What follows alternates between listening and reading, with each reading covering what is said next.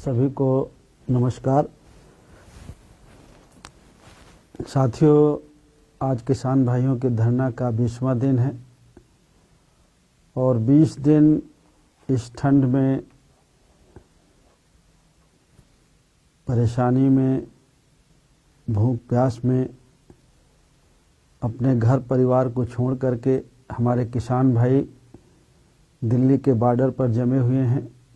लेकिन सरकार ने आज तक उनकी तरफ कोई ध्यान नहीं दिया है। उल्टे सरकार ने कुछ किसानों को तोड़ करके, या कहें कि उन्हें फर्जी किसान बना करके, उनसे स्टेटमेंट दिलवा करके कि नहीं, कुछ किसान साथी इस बिल के समर्थन में हैं।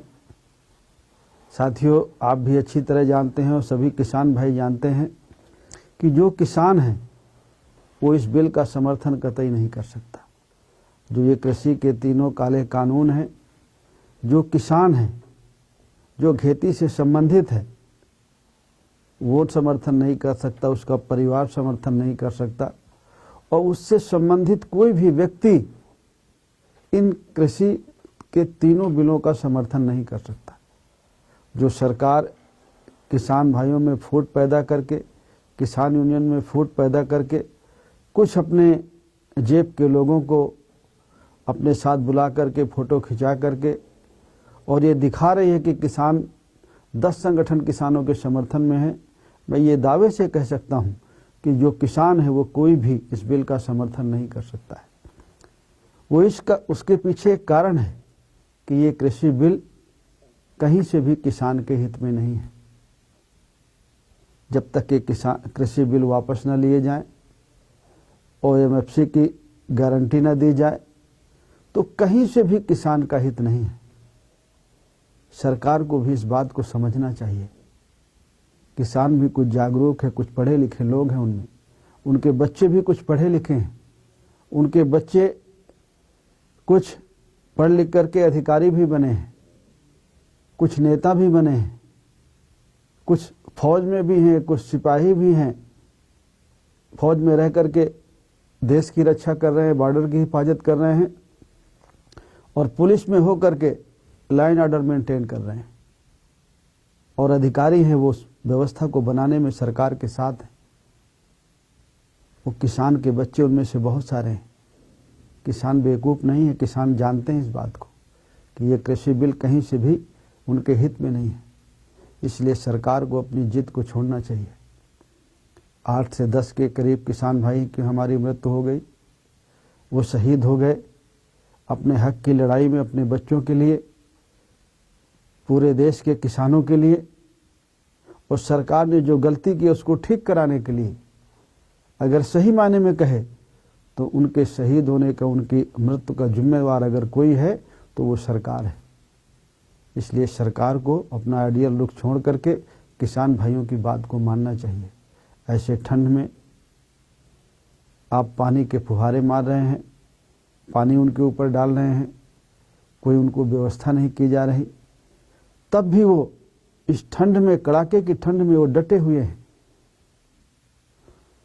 बहुत सारे लोग जो किसान भाई हैं, गाजियाबाद के आसपास के, हरियाणा के और जो बॉर्डर के आसपास के गांव हैं, वो सारे लोग मदद कर रहे हैं। पूरा देश इस समय किसानों के साथ में है। वो अलग बात है कि कोई पहुंच पा रहा है, कोई नहीं पहुंच पा रहा है, लेकिन जो किसान हैं वो हर व्यक्ति अपने घर से भी बैठा है अगर, तो वो भी उनके धरने का समर्थन कर रहा है। पॉलिटिकल पार्टी इसलिए नहीं समर्थन कर रहे हैं सिर्फ कि उन्हें राजनीतिक रोटी सीखना है। उनके समर्थन करने का एक कारण ये भी है कि अधिकांश लोग, राजनीतिक लोग भी किसान परिवार से आते हैं, किसान हैं। एकाध पार्टियों को छोड़ करके जिनका किसानी से कोई लेना देना नहीं है, किसान भाइयों से कोई लेना देना नहीं है, कुछ लोग हो सकते हैं, लेकिन अधिकांश पार्टी के नेता भी किसान परिवार से आते हैं, किसान से संबंधित हैं। उनकी भी जड़ें गांव में है, खेती में है। इसलिए सारे लोग जानते हैं और उसका विरोध करते हैं। सरकार को ये बात को समझ करके, सरकार का और आम लोगों का हित इसी में है कि ये कृषि बिल तीनों वापस हो जाएं। साथियों, हमारे जितने जन अधिकार पार्टी के साथी हैं, भागीदारी संकल्प मोर्चा के साथी हैं, आप सब लोगों ने जिस दिन से किसान भाइयों ने यह धरना दिया, उस दिन से आप उनके समर्थन में खड़े हुए हैं। भारत बंद में भी आप उनके साथ रहे और कल जो 14 तारीख थी, हर जिला मुख्यालय में उनका प्रदर्शन था, धरना था किसान भाइयों का। मैं अपने पार्टी के जन अधिकार पार्टी के साथियों को और भागीदारी संकल्प मोर्चा के साथियों को अपने धन्यवाद देता हूं कि आप लोगों ने भी हर जिले में किसान भाइयों के साथ कंधा से कंधा मिलाकर के उनका साथ दिया। उनका प्रोग्राम राजनीतिक न हो जाए तो अधिकांश जगहों में जन अधिकार पार्टी और पार्टी के लोगों ने अपना अलग किया। आप लोगों ने गिरफ्तारियां भी दी, 2 घंटे 4 घंटे पुलिस ने आपको रोका भी और फिर आपको आपके घर जाने दिया। आपने संघर्ष किया, इसके लिए मैं आपको बधाई देता हूं और धन्यवाद देता हूं। और मैं उम्मीद करता हूं कि आने वाले समय में आप इसी तरह, जब तक किसान भाइयों का आंदोलन चलेगा, आप किसान भाइयों के साथ कंधे से कंधा मिला के खड़े रहेंगे। और जब गांव में आप जाते हैं अपनी बात को कहने के लिए, तो नंबर 1 पर किसान का मुद्दा जरूर उठाना चाहिए, नंबर 2 में मजदूर का मुद्दा, और नंबर 3 में जो शिक्षा नीति में बदलाव हुआ है वो कैसे हमारे नुकसान में है, हमारे बच्चों के नुकसान में है। वो भी जिस दिन खुलेगा, वो भी किसान कृषि बिल से कम नुकसानदायक हमारे लिए नहीं। इसलिए आपको इस समय जब हमारे किसान भाई मोर्चे में डटे हुए हैं, तो उनका मनोबल बढ़ाने के लिए आप लोगों को गांव-गांव में जा कर के लोगों को जागरूक करने की ज़रूरत है। ये माहौल बनाने की ज़रूरत है कि ये बिल हमारे हित में नहीं है। हम अपील करते हैं सरकार से कि इस बिल को वापस ले। सरकार ने बनाया है, सरकार ही वापस लेगी, और सरकार कोई एक बार के कहने में नहीं ले लेगी। सरकार को जिद है कि हम गलत कैसे हो सकते हैं। सरकार ऐसा मानती है कि वो गलत कर ही नहीं सकती है, इसलिए उसमें सोचती है कि मुझे ठीक करने की ज़रूरत नहीं। वैसा कानून है कि आपसे एग्रीमेंट होगा कॉन्ट्रैक्ट खेती में, और आपकी ज़मीन में व्यापारी लोन लेगा। कॉन्ट्रैक्ट होगा, आप नहीं बदल सकते, आपके खिलाफ पूरी कार्रवाई हो जाएगी। व्यापारी बदल सकता है, अगर व्यापारी बदले तो ज़्यादा से ज़्यादा आप एसडीएम से कह सकते हैं। सरकार जो ये कानून बनाया आवश्यक वस्तु अधिनियम वाला, पहला खाने पीने की चीज़ों की जमाखोरी नाजायज़ थी, जमाखोरी नहीं हो सकती थी। आज वो जमाखोरी जायज़ हो गई। कुछ व्यापारी मिल के खरीद लेंगे और फिर उसको डंप करके जब बाजार में शॉर्टेज हो जाएगी तो बढ़ी हुई कीमत पर उसको बेचेंगे। सरकार ने कहा कि हमने मुफ्त बाजार कर दिया, आप मंडी में बेचे चाहे मंडी से बाहर बेचे, अपनी मर्जी का रेट मांगिए। लेकिन क्या कोई हमारी मर्जी का रेट देता है? फैक्ट्री वाला, कंपनी वाला, बिस्कुट बनाने वाला, साबुन बनाने वाला, गाड़ी बनाने वाला अपने सामान की कीमत वो तय करता है, बाजार नहीं तय करती, वो तय करता है। लेकिन किसान की फसल की कीमत बाजार से तय होती है, वो नहीं तय कर पाता। तो जो किसान को गुमराह करने के लिए बड़ी बड़ी बातें कही गई हैं, वो बिल्कुल गलत है। सरकार चाहती है एमएफसी न देना पड़े और खरीद न करना पड़े। अब जब विरोध हो रहा है तो सरकार गारंटी देने के लिए तैयार है कि नहीं, हम खरीदेंगे भी और न्यूनतम समर्थन मूल्य भी निर्धारित करेंगे। अगर ये सरकार पहले कर देती तो ये करने की ज़रूरत क्या थी? बहुत सारी चीज़ें हैं जो कानून अभी पूरी तरह नहीं लोग पढ़ पाए, लोगों की नज़रों में नहीं आ रहा। जितना सामने आ रहा है उतने में सरकार कह रही है कि हम बदलाव करेंगे। बेहतर यह है कि सरकार अपनी जिद को छोड़े और इन तीनों काले कानूनों को वापस ले और न्यूनतम समर्थन मूल्य को गारंटी दे और ये लिख कर दे कि जो इससे कम में खरीदेगा उसके खिलाफ दंडात्मक कार्रवाई होगी, कानूनी कार्रवाई होगी। यही सरकार से हमारी अपील है और आप लोगों से भी यही अपील है, अपने साथियों से भी, जन अधिकार पार्टियों के साथियों से, भागीदारी संकल्प मोर्चा के, कि हम लोग जब तक ये किसान भाइयों का आंदोलन चलेगा हम उनके साथ कंधे से कंधा मिला करके डटे रहेंगे। साथियों, उत्तर प्रदेश में 1 साल बाद चुनाव भी है। बहुत सारी राजनीतिक पार्टियां तरह तरह के बयान भी करती हैं। बहुत सारी पार्टियां कह रही हैं, कुछ पार्टियां कह रही हैं कि अब हम 22 में यूपी का इलेक्शन लड़ेंगे। कुछ पार्टियां कह रही हैं कि हम बड़ी पार्टियों से न करके छोटी पार्टियों से करेंगे। लेकिन किसी के गुमराह करने से आपको गुमराह नहीं होना है। अगर आप उनका रिकॉर्ड देखेंगे तो भरोसे लायक नहीं है। उनकी बातों का भरोसा नहीं किया जा सकता है। आप लोगों को लगता है, बहुत सारे साथी मेरे कहने लगते हैं कि फला पार्टी के नेता ने कहा कि छोटी पार्टियों से गठबंधन करेंगे, तो अब तो लगता है कि हो जाएगा। आपको गुमराह करने के लिए है कि आप अपना काम न करें।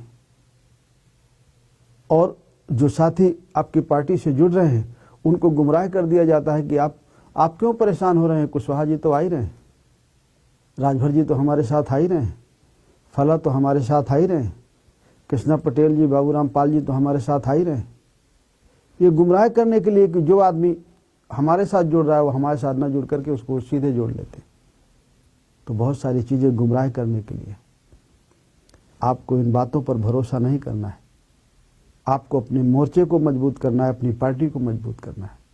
हमारे जन अधिकार पार्टी के साथी जब अपनी पार्टी को मजबूत करेंगे तो आपकी पार्टी के माध्यम से भागीदारी संकल्प मोर्चा मजबूत होगा। जो हमारे सुहेलदेव भारतीय समाज पार्टी के साथी हैं, जब वो सुहेलदेव भारतीय समाज पार्टी को मजबूत करेंगे तो उसके जरिए भागीदारी संकल्प मोर्चा तैयार होगा। जब हमारे श्रीमती कृष्णा पटेल जी के अपना दल के साथी हैं, जब वो अपनी पार्टी को मजबूत करने में और लोगों को जोड़ने में लग जाएंगे तो उससे भागीदारी संकल्प मोर्चा मजबूत होगा।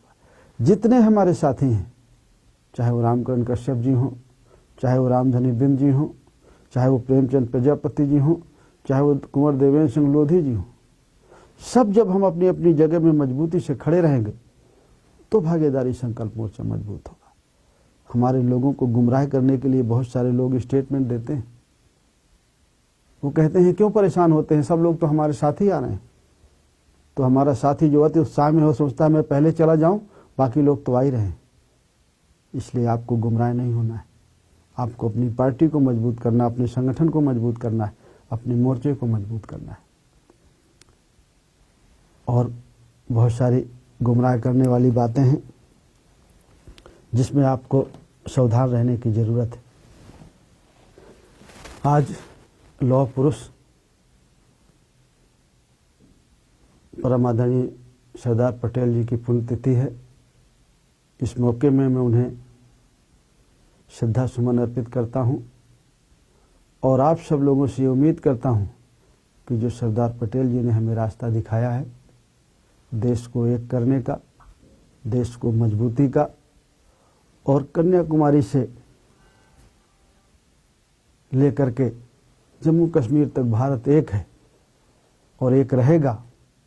कुछ लोग भारत में जो जातिवाद का जहर घोल करके, सांप्रदायिकता फैला करके इस दोस्त को तोड़ने का काम कर रहे हैं और कहते रोज ये हैं कि हम देश को जोड़ने का काम कर रहे हैं, उनकी बातों में नहीं आना है और सरदार पटेल जी के बताए हुए रास्ते में चल करके हमें इस देश को मजबूत करना है और अपने समाज को मजबूत करना है। साथियों, इस देश में जब सबको समान अधिकार मिलेंगे, जो संविधान निर्माताओं की उम्मीद थी, चाहे वो सरदार पटेल हों, बाबा साहब अम्बेडकर हों और बहुत सारे हमारे महापुरुष हैं, उनकी ये इच्छा थी कि इस देश का जो गरीब और कमज़ोर है, समाज का जो आखिरी व्यक्ति है, उसको भी इस देश में इज्जत सम्मान से रहने का मौका मिले, उसके भी बच्चों का पढ़ने का अधिकार मिले, उसके भी बच्चों को सरकारी नौकरियों में जाने का अधिकार मिले, उसको भी समाज के बीच में बैठने का अधिकार मिले। इन बातों को भी हमें ध्यान में रखना है।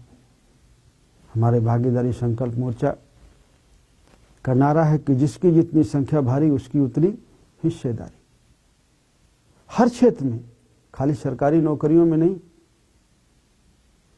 जो भी सरकार की चीज़ें हैं, चाहे वो सरकारी ज़मीनें हैं, चाहे सरकारी ठेके हैं, चाहे सरकारी नौकरियां हैं, चाहे प्राइवेट नौकरियां हैं, सब में आबादी के हिसाब से सबको हिस्सा मिले। हम किसी के साथ भेदभाव नहीं चाहते, हम चाहते हैं 100% को 100% में बांट दीजिए। क्यों किसी के साथ भेदभाव हो? लेकिन जो लोग शासक लोग हैं, जिनको हमने वोट देकर के सत्ता में भेजा है, वो नहीं चाहते कि पिछड़े को, दलित को, अकलियत को उसको हिस्सा मिले। हमारे वोट से तो वो सत्ता में पहुंच गए हैं, लेकिन वो नहीं चाहते कि हमारे बच्चों को भी अच्छी शिक्षा और अच्छा कारोबार उनको मिले, अच्छा काम मिले, अच्छा रोजगार उन्हें मिले।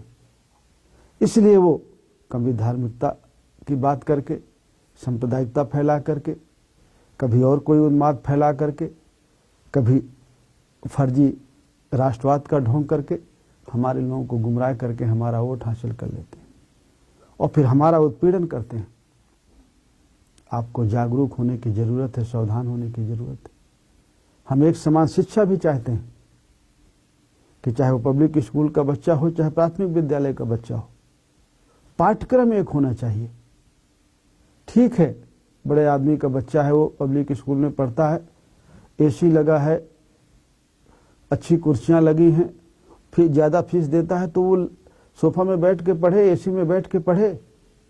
गांव में प्राथमिक विद्यालय है, वो उसमें टाट है या कुर्सी है या बेंच है, गरीब का बच्चा उसमें पढ़ता है, लेकिन पाठ्यक्रम एक हो, किताबें एक हो, पढ़ाई एक हो, ताकि जब वो बड़ा होकर के कंपटीशन में बैठे तो उसके अंदर ये भावना न रहे कि मैंने ये नहीं पढ़ा और इसने ये पढ़ा है।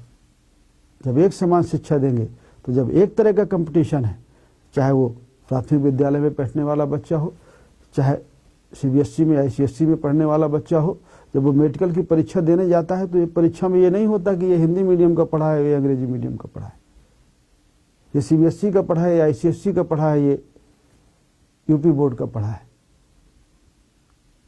बहुत फर्क होता है। इसलिए हम चाहते हैं कि शिक्षा पद्धति एक तरह की हो। और बहुत सारी चीज़ें जो हम समय समय पर आप लोगों से कहते रहते हैं, चाहे मजदूर के बारे में हो या किसान के बारे में हो।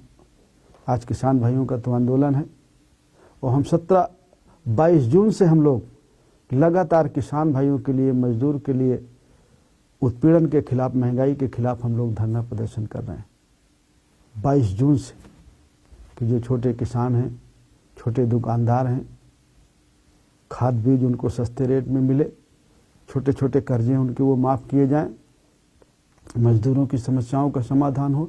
ये लगातार हम 22 जून से कर रहे हैं। 5 जून को कानून बना और हम लोग 22 जून से लगातार धरना दे रहे हैं। बहुत सारी पार्टियों ने, जब हम लोगों ने शुरुआत की लॉकडाउन के समय में, किसी ने हमारी बात नहीं सुनी। कुछ लोग जन अधिकार पार्टी को, भागीदारी संकल्प मोर्चा को हंस रहे थे, मजाक उड़ा रहे थे कि 5 लोग लॉकडाउन में जाते हैं, ज़्यादा लोग जा नहीं सकते थे। लेकिन जिस बात को हमने शुरुआत की, आज उसी बात को सारी पार्टी के लोग कह रहे हैं। बस यही कुछ बातें मुझे आपसे कहनी थी।